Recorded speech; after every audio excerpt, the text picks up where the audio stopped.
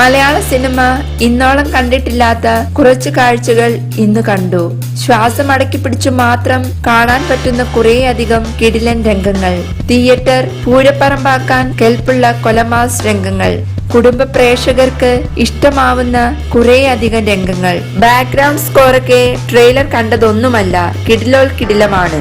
ലാലേട്ടൻ ഒരു അത്ഭുത പ്രതിഭാസമാണെന്നതിന്റെ ഏറ്റവും പുതിയ ഉദാഹരണം.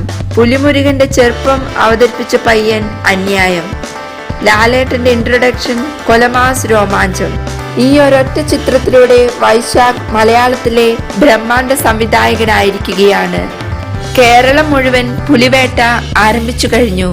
പൂരപ്പറമ്പ് പോലെ നിറഞ്ഞു കവിഞ്ഞ തിയേറ്ററുകളിൽ ആഘോഷങ്ങൾ ആരംഭിച്ചു കഴിഞ്ഞു. ആ ആഘോഷങ്ങളുടെ ഭാഗമാകുവാൻ ഓരോ പ്രേക്ഷകനും തിയേറ്ററിലേക്ക് പോന്നോളൂ. ലാലേട്ടന്റെ അതിശക്തമായ തിരിച്ചുവരവിനെ കുറിച്ച് ഒന്നേ പറയാനുള്ളൂ. പുലി പതുങ്ങിയത് ഒളിക്കാനല്ല, ദേ ഇതുപോലെ കുതിക്കാനാണ്.